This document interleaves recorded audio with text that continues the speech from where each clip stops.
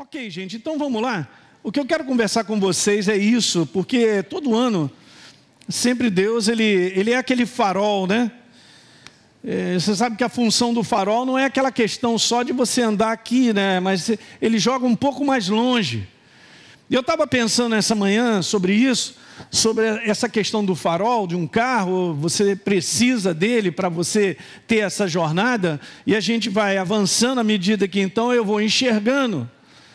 Eu quero te dizer que nós não vamos entrar em 2023 para um ano obscuro, um ano, não sei o que vai acontecer. No ponto de vista do céu, no mundo do espírito, está tudo pronto.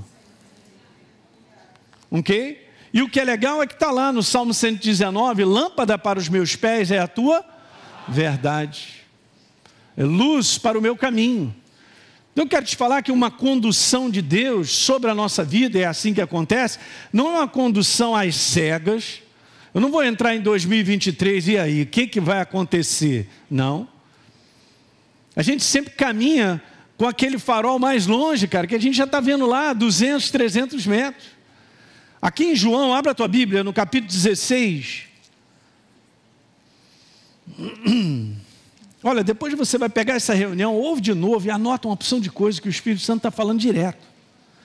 E está escrito em Apocalipse, quem tem ouvidos ouça o que o Espírito diz à igreja. E é para a tua vida e para mim, hein? Mas veja aí, ó, 16, 13. Quando vier, porém, o Espírito da verdade, ele já veio, hein?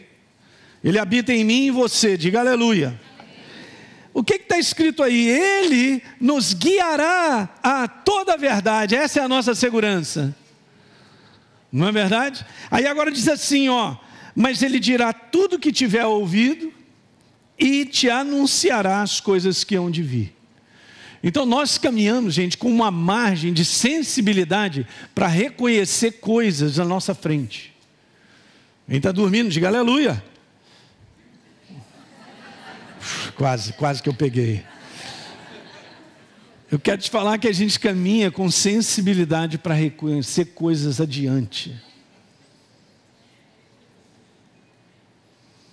Isso é muito bom, porque você não caminha agora. Eu não caminho agora, eu caminho num farol. Imagina um farol do teu carro. Você joga até um farol alto, você vê longe. Você está caminhando ali naquele momento que você está enxergando, mas você já viu lá na frente. Uma das operações do Espírito Santo na nossa vida é fazer com que você enxergue o propósito de Deus mais adiante na tua vida. Ele começa a liberar isso numa sensibilidade fantástica, de você reconhecer que coisas estão para chegar, em termos de propósito, de promessa, ou qualquer coisa na tua vida. Numa jornada com Deus, Ele anuncia, Ele pré-anuncia para você coisas que virão. Você lembra quando Deus chega para Abraão e fala, será que eu não vou compartilhar com Abraão o que estou para fazer, cara? Porque é o seguinte, Abraão me serve e tal, eu tenho que conversar com ele. Abraão, o negócio é o seguinte, eu estou para destruir Sodoma e Gomorra. Ah, mas peraí, se tiver 5 justos lá, ele foi descendo, né? De, sei lá, 50, 40, 30, 10 e tal. Mas ele pré-anunciou. Ele vai pré-anunciando. Quem está entendendo isso? Gente, isso é muito importante o que eu estou te falando. Nós vamos dar um enfoque muito legal em 2023, estava conversando com o pastor Teixeira e os pastores, da gente poder aumentar essa sensibilidade para reconhecer a ação de Deus. Para a gente não ficar totalmente preso nesse homem exterior, que só vê problemas, e os problemas vão piorar, porque nós estamos vivendo num mundo caótico, gente, e não tem como melhorar mais, porque é fim dos tempos, né? Essas coisas todas acontecerão mesmo. Mas nós seremos guiados por uma sensibilidade de reconhecer, é o farol dele, de reconhecer coisas que ele vem falando para nós, que chegou o tempo disso, chegou o tempo daquilo, que alguém diga aleluia! Por isso que eu estou animado. Eu falei para o pessoal, gente, eu estou mais animado e quando eu comecei. Por quê? Porque o final é melhor que o início. Vou te dar uma palavra bem legal sobre isso aí, ó. Abre lá comigo em Jó, capítulo 42. Por que esse negócio está aceso, hein?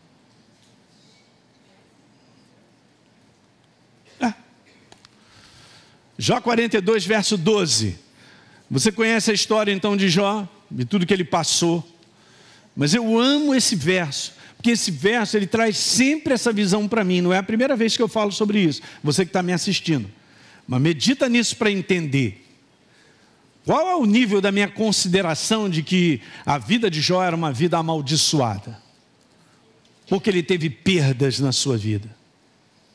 Vai prestando atenção. Porque nesse verso diz algo muito poderoso, que está dizendo assim, que Deus, Ele abençoou Jó. O último estado de Jó foi mais abençoado do que o primeiro. Então significa que ele vinha numa crescente. Você entende, gente? É isso que eu quero te falar. O propósito de Deus sobre a tua vida e a minha como igreja é crescente.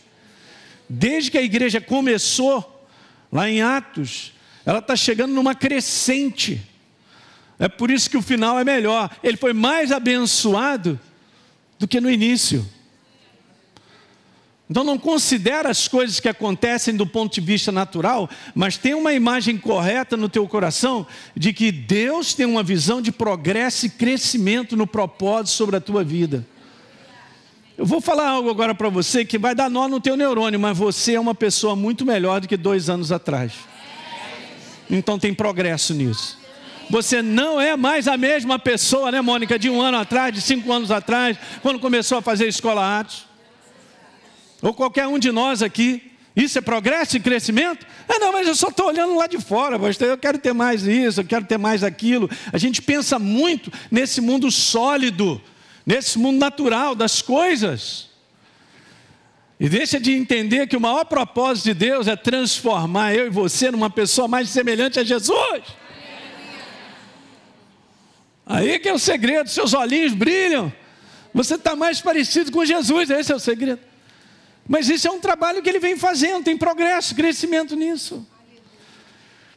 Eu vou sendo transformado num nível de sabedoria que minimiza os erros em dias de portas de engano, de tantas situações que nós estamos enfrentando, gente. A gente vai enxergando ao ponto de entender isso é muita cilada, mas no passado a gente não entendia que era cilada, a gente não via. Então você está crescendo, eu também. Diga aleluia. Animadão. Então Deus está fazendo essa obra. Ele está preparando essa igreja para muitas coisas, porque Ele é um Deus que nos abençoa. Vou te mostrar uma passagem que Ele falou comigo. Nos abençoa do ponto de vista natural, com sonhos e coisas naturais, são desejos lícitos. Mas mais do que isso, é crescer numa sabedoria, no entendimento, para discernir o momento que nós estamos vivendo. Não é que a gente tem isso no espírito de discernir o tempo que nós estamos vivendo? Esse farol está lá na frente, que é isso que o Espírito Santo faz. Eu li aqui para vocês, ele vai anunciando.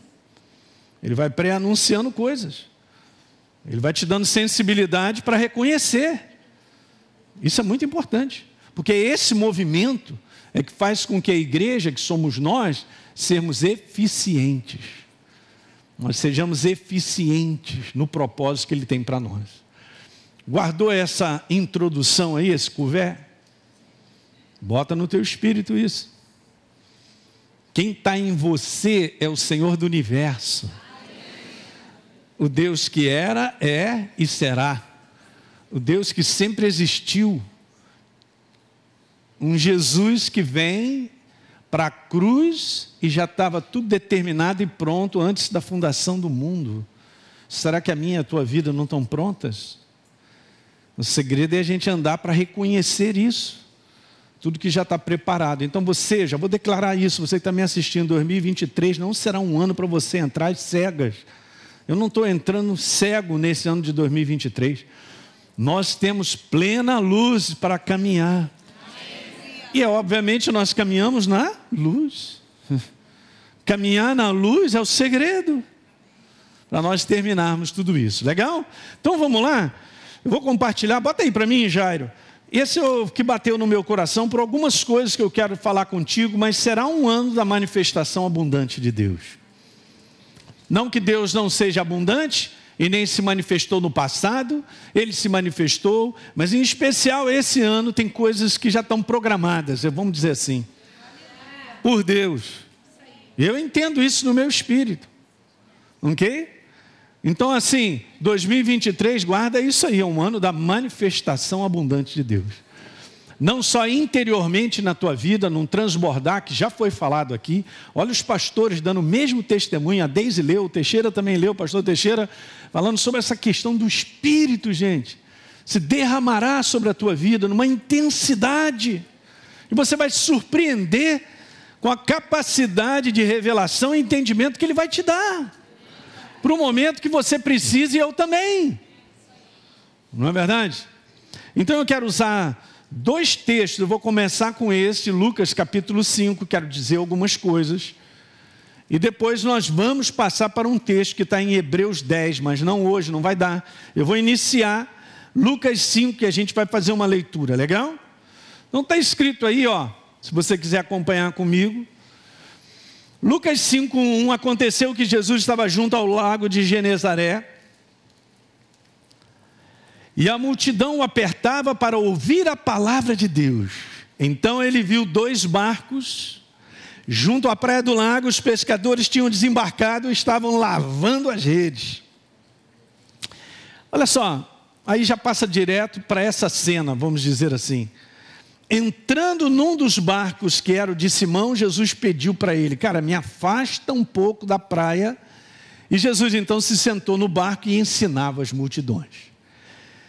É super interessante isso aqui, porque Jesus, se você, aqui em cima, ó, eu não sei se você percebeu, no verso 2, eu quero te falar uma coisa que é tremenda, eu fiquei meditando um pouquinho sobre isso. Aí está escrito que ele viu. Não pense que Deus não está vendo a aflição, o sofrimento, o sacrifício de cada um de nós aqui. Tudo nesse mundo são sementes. Qual o posicionamento que você vem tomando com base na verdade que ninguém vê e você está plantando? Ele está vendo. Eu só quero te falar, tudo tem recompensa.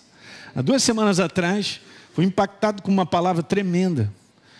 Assim, Isaías capítulo 62, um detalhe interessante, tem a ver com a minha vida, tem a ver com coisas da minha vida, coisas do ministério. Minha vida é um ministério, é a chamada dele, é por isso que eu estou aqui mesmo, sobre a face da terra. Mas, caramba, ele trouxe à minha memória aquilo que ele é. Ele é um Deus de manifestação recompensadora. Eu falei devagarzinho, mas isso é muito poderoso. Ele é um Deus de manifestação recompensadora.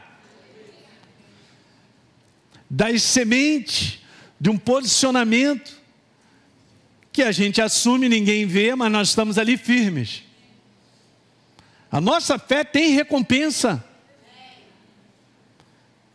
Em Hebreus capítulo 11, no verso 6, diz, de fato, sem fé, sem um posicionamento de fé, um exercício, é impossível andar em concordância com Deus.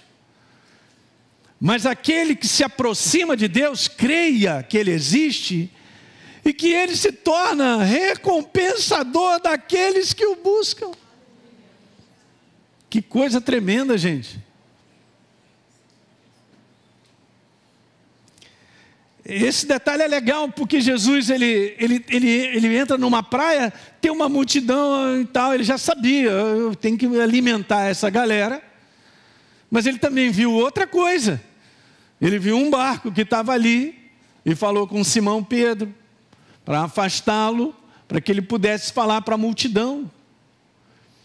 Eu vou adiantar para te dizer algo muito legal, o barco aqui, gente, é a vida de Pedro. Jesus entrou na vida dele. A partir desse momento aqui, acabou.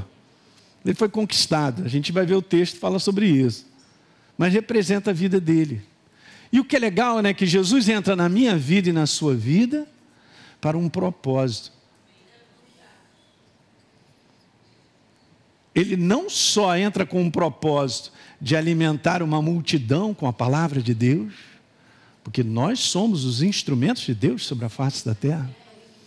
mas ele também vem para abençoar a vida de Pedro sobremaneira.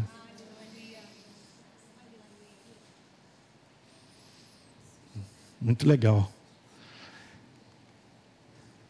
Então, entrando no barco, como a gente leu, pediu que afastasse e ensinava a multidão. Verso 4, quando acabou de falar, ele falou: Simão, leva o barco para o fundo, lance as redes, vai lá, vai pescar de novo. E aí nós sabemos, né? Em resposta, Simão, ele disse assim: mestre, eu trabalhei a noite toda, não apanhamos nada, mas é o seguinte, sobre a tua palavra, eu vou lançar as redes. E o detalhe é esse, né, gente? No verso 6 diz lá, fazendo isso. E aqui depois eu quero comentar sobre essa questão de comando, né? Bom, no verso 7, então fizeram sinais aos companheiros do barco para que fossem ajudá-los. E foram e encheram ambos os barcos a ponto de quase afundarem. Verso 8, vendo isso, Simão Pedro prostrou-se aos pés de Jesus, dizendo: Senhor, se afasta de mim, porque eu sou pecador. Pois à vista da pesca que fizeram, gente, veja, a admiração se apoderou de todos eles. Olha o verso 10. Então Jesus fala para Simão: cara, não tenha medo, de agora em diante você vai ser pescador de pessoas. Aí falou: não dá.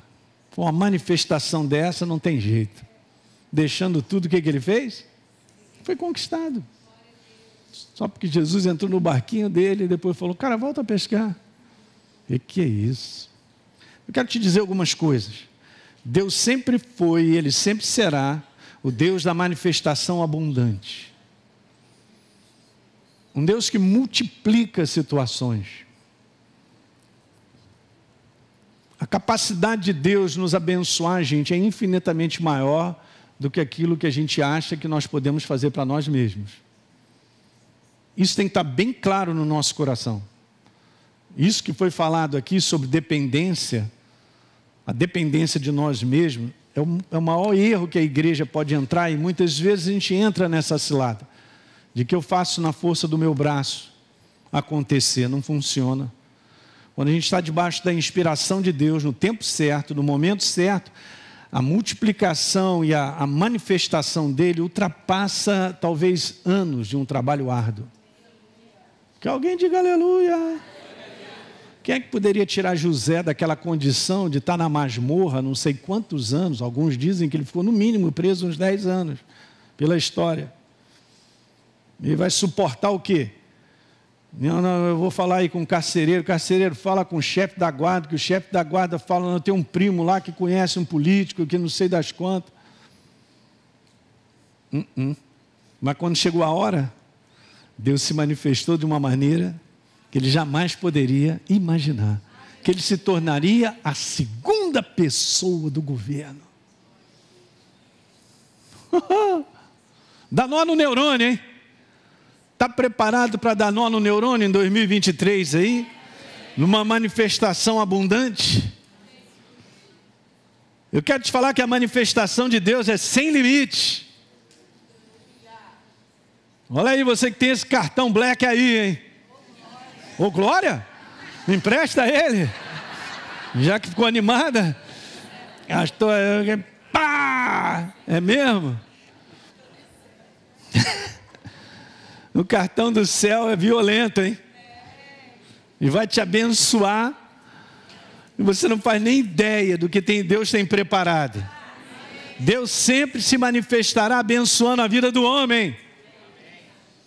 Não tem como tirar dele, ele é a fonte da bênção, ele é o Criador, ele é a misericórdia, a compaixão, ele é o amor, tudo que é bom é ele. Ele não pode agir diferente. Muitas vezes, o que acontece, e isso é bíblico, é que o homem ele colhe não a desgraça de Deus sobre a vida dele, mas ele colhe a consequência dos seus atos, que aquilo que eu planto eu vou colher.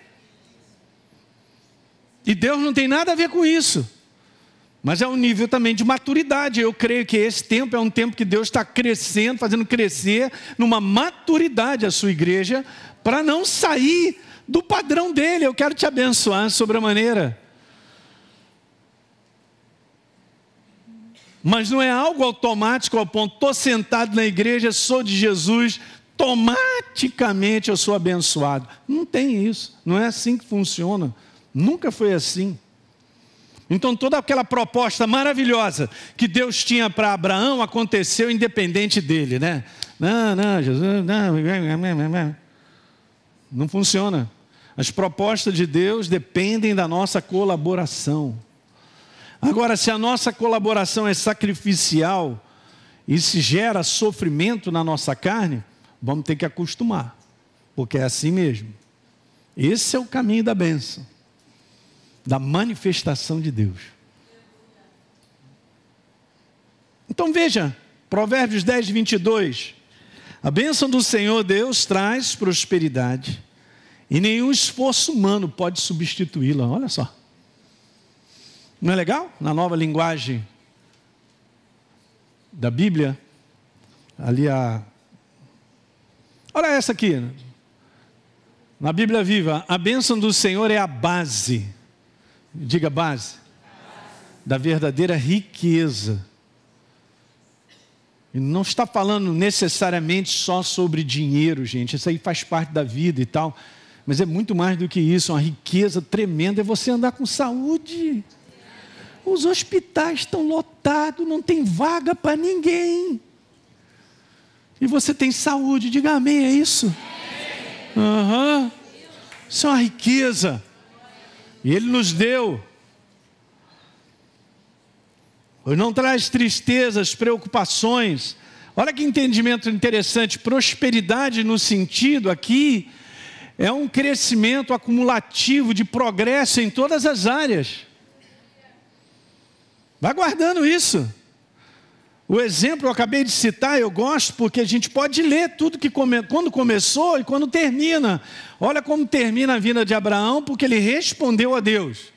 Ele respondeu a Deus, ele respondeu a Deus, ele foi respondendo, então Abraão já era velhinho. Não é o meu caso. Eu sou o Elinho. Essa piada é dela, viu? Ela acabou de agora te copiar agora. Gostei, Deise. Não sou velhinho, eu sou o Elinho. Vou te dar um beijo hoje, por causa disso.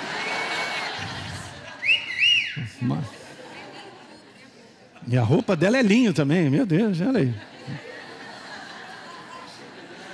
Você está muito engraçadinha, minha jovem. Está todo dia aqui almoçando com o pastor Teixeira, só vai dar nisso, né, cara? Pastor Teixeira podia ter enciclopédias, já podia estar morando em Viena com vários livros publicados.